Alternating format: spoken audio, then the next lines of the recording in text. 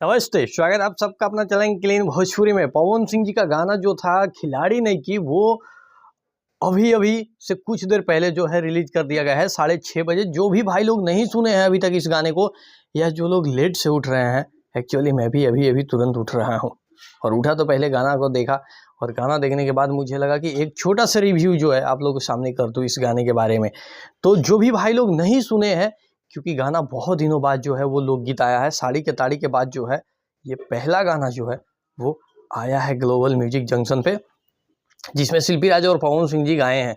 चलिए बात करते हैं इस गाने के ऊपर। तो सबसे पहले अगर गायकी के ऊपर बात कर लिया जाए तो गायकी के बारे में भाई बात करना ही बेकार है, क्योंकि जहाँ पे पवन सिंह गाए हैं तो गायकी तो इवन और टॉप क्लास का होगा। दूसरी चीज़ जो कि हम हमेशा से कहते हैं इस गाने मतलब हर एक गाने को लेकर कि शिल्पी राज को जो है ना वो मतलब पवन सिंह के साथ गवाया जाए तो भाई मेरे हुक लाइन जो है वो पवन सिंह का हो तो अच्छा है, लेकिन यहाँ भी जो है वो शिल्पी राज को हुक लाइन दिया गया है, जो कि इस गाने में कह सकते हैं कि बिल्कुल ही सुन के जो है ना वो मज़ा नहीं आ रहा है।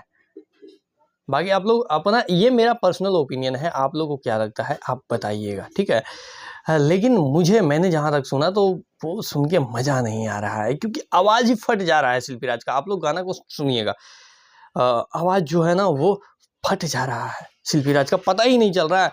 और एक और चीज़ है भाई कि गाने का नाम जो है वो खिलाड़ी नहीं की है, लेकिन गाना मैंने पूरा सुना और कहीं पे भी जो है इस शब्द का जो है वो यूज नहीं किया गया है, खिलाड़ी नहीं की का। हाँ, रहुए बलमुआ मतलब दूध के धोवल नहीं की ऐसे करके है, लेकिन खिलाड़ी नहीं की का यूज नहीं किया गया है। तो गाने का मुझे समझ में नहीं आया कि गाना में कहीं भी एक शब्द खिलाड़ी नहीं की या कुछ ऐसा है ही नहीं, तो वो क्यों रखा गया है।